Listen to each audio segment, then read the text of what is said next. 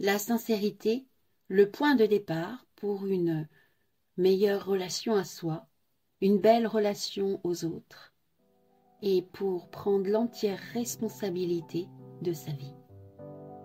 Bien le bonjour, belle étincelle. Bienvenue dans Miroir de Femmes, le podcast épanouissant pour les femmes, les mères en quête d'évolution et de spiritualité. Je m'appelle Bénédicte. Je suis guide pour des voyages d'exploration intérieure grâce au miroir magique que le monde qui nous entoure nous offre. Je m'adresse à toi, belle femme, en recherche d'équilibre entre ton rôle de femme et de mère, toi qui désires être à l'écoute de tes véritables besoins, avec cette volonté d'y répondre en toute légitimité et sans culpabilité. Toi qui ressens l'envie de répondre à l'appel de ton âme pour grandir en conscience et vivre ta spiritualité en toute liberté au quotidien. Je vais te conter ici des histoires de la magie, de l'âme qui agit, des récits de clés qui t'ouvriront de nouvelles portes pour élargir ta vision. Prête pour le grand voyage? Alors c'est parti, abonne-toi pour que chaque épisode arrive à toi. La sincérité est pour moi le point de départ, notamment le 12 février 2022. C'est à cette date, j'ai fait mon premier live sur Facebook avec une méditation guidée suivie de la lecture d'un texte de la mère Mira Alfassa, La sincérité. C'est le premier de 12 textes, de 12 qualités qui, selon la mère, il est bon de développer pour évoluer dans sa conscience personnelle. Si tu es intéressé, dans l'épisode 3, si ce n'est pas déjà fait, je t'invite à aller écouter le texte de l'aspiration. Un texte d'une grande richesse, tout comme celui de la sincérité que je vais partager avec toi tout à l'heure. Mais avant ça, je vais te parler de mon point de vue, de ma façon de voir les choses. Pour Mira Alfassa, la sincérité est la qualité la plus importante. C'est donc par celle-ci qu'elle a commencé à parler de ces 12 qualités. Pour moi, la sincérité, effectivement, est la base. La base d'une véritable exploration intérieure. La base d'une exploration spirituelle. Ce texte de la sincérité, je l'ai lu à plusieurs reprises. Et à chaque fois, j'y découvre de nouvelles compréhensions. Et grâce à ce texte, j'ai pu comprendre toute l'importance de l'intention avec lesquelles nous interagissons avec les autres, notre façon de nous exprimer, de faire nos choix. Se regarder avec beaucoup de sincérité. Ce texte m'a aussi amené à avoir davantage d'observation, de compréhension, d'auto-observation en réalité, pour voir ce qui m'animait véritablement. Qu'est-ce qui se cachait derrière mes actions, mes intentions, toujours l'histoire de l'intention. Ce texte d'une grande richesse m'a de plus en plus amené à être authentique, d'abord vis-à-vis de moi-même et automatiquement vis-à-vis des autres.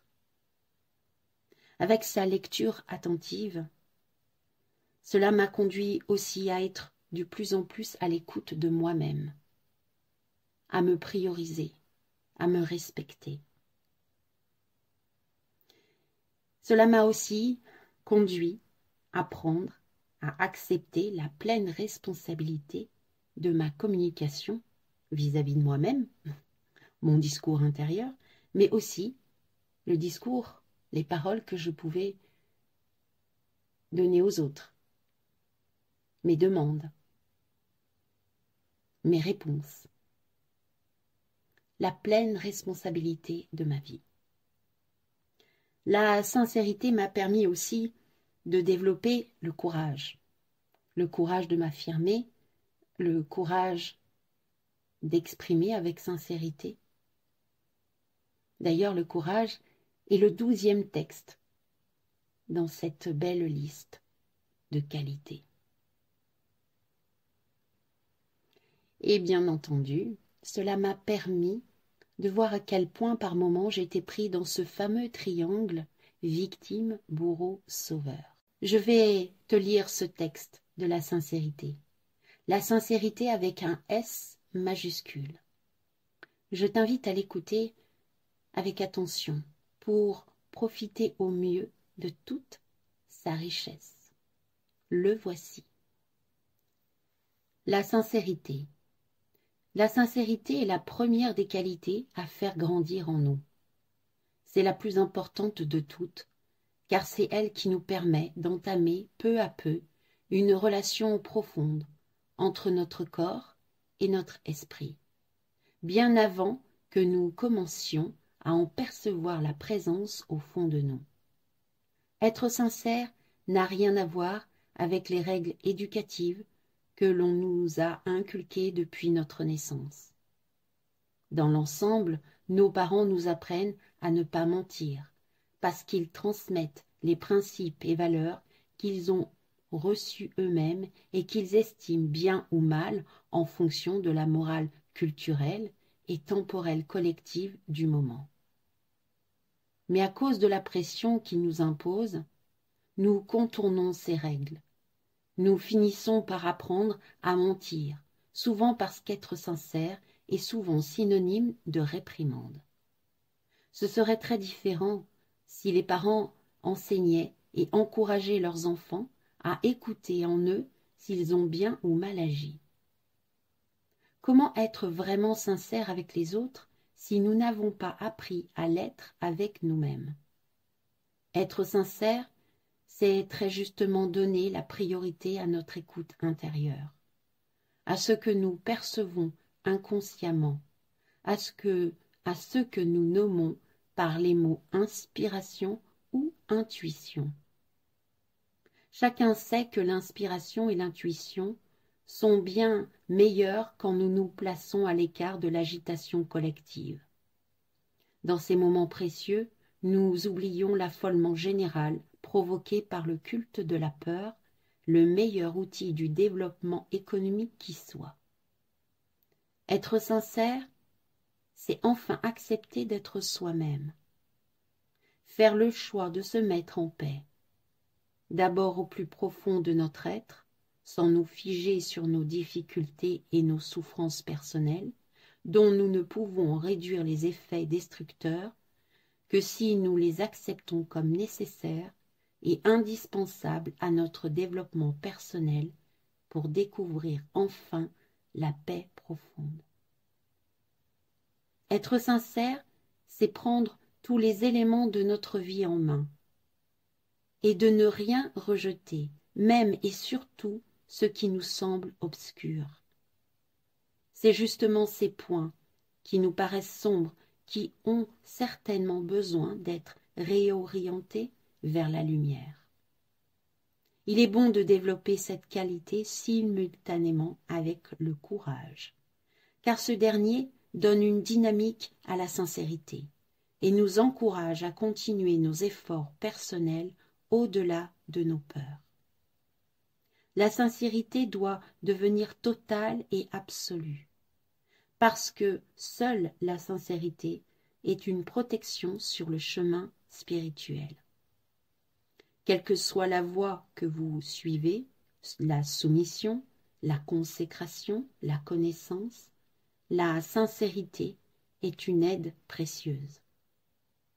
Ne jamais essayer de se tromper soi-même, que jamais aucune partie de notre être n'essaie de trouver un moyen de convaincre les autres, ne jamais expliquer de façon favorable ce que l'on fait pour avoir une excuse à ce que l'on veut faire, ne jamais fermer les yeux quand quelque chose est désagréable, ne jamais laisser rien passer en se disant « ça n'a pas d'importance, la prochaine fois ce sera mieux ». C'est très difficile, mais essayez. Dans le quotidien, traquez la non-sincérité. Un jour, vous vous sentez mécontent, mal ou déçu. Hier, tout allait bien pourtant, tout était agréable. Pourquoi? Hier, vous étiez en état de foi complète. cette joie que vous aviez en dedans de vous, cette confiance, cette assurance que tout irait bien et que la grande œuvre s'accomplira.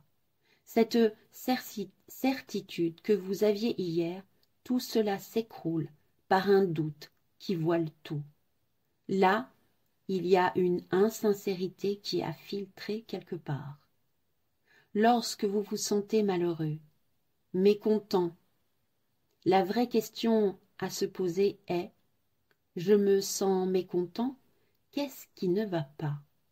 Regardez sincèrement où vous n'avez pas suivi votre intuition, sur quoi vous avez fermé les yeux. Posez-vous la question plusieurs fois par jour. Suis-je sincère en agissant ainsi? Et bon nombre de peurs viendront surgir à votre porte. Autant de peurs qu'il faudra regarder, identifier, accueillir sincèrement sans jugement. Au moins, vous serez déjà plus conscient de ce qui vous tiraille intérieurement, au lieu de rester dans un vague sentiment de « ça ne va pas ». Voire de fuir cela comme d'habitude, en vous coupant de tout sauf de ces messages essentiels. Quel beau texte, n'est-ce pas? Alors au terme de cette lecture, j'ai envie de te poser quelques questions. Quelle est la chose qui t'a le plus marqué dans ce texte, à l'écoute de cette lecture? Qu'est-ce qui t'a interpellé? Qu'est-ce que ça a déclenché chez toi? Qu'as-tu ressenti? Ce texte t'a-t-il surpris ou a-t-il validé des observations que tu as pu déjà avoir? Prends le temps de laisser venir. Peut-être prendre des notes quand ça sera le moment.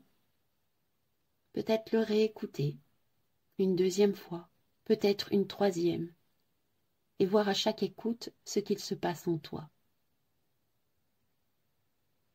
Je serai heureuse de pouvoir échanger avec toi. Et je t'invite, si cela éveille en toi un intérêt, de de m'envoyer un mail. Il sera dans le descriptif de cet épisode pour me demander les textes. Je pourrais te les envoyer par mail, le texte de la sincérité et de toutes les autres qualités, si tu as l'envie, l'élan d'en prendre connaissance. Et si tu sens le besoin, l'envie de cultiver ta sincérité avec le soutien de quelqu'un, je peux t'accompagner, te soutenir pour aller explorer avec la plus grande sincérité le chemin qui est le tien, les endroits où il y a de la non-écoute, des espaces où il semble encore obscur pour toi de savoir ce qu'il en est vraiment. Alors prends contact avec moi, soit en suivant le lien Facebook et en m'envoyant un message avec Messenger, ou alors en m'envoyant un mail. Voilà, je serai heureuse de pouvoir te soutenir ou tout simplement d'échanger avec toi sur la richesse de ce texte. Si cet épisode t'a plu, je t'invite à partager autour de toi. Et si ce n'est déjà fait, je t'invite à t'abonner pour que les prochains épisodes viennent à toi. Je te donne maintenant rendez-vous à la semaine prochaine pour l'épisode numéro 9 où il sera question de clés des révélations. Ce sont des épisodes où je te fais la lecture d'un texte que j'ai canalisé, que j'ai écrit de manière intuitive et qui m'apporte en tout cas de belles compréhensions. Je me dis que ça peut t'intéresser et répondre à des questions que tu te poses. Alors, à la semaine prochaine.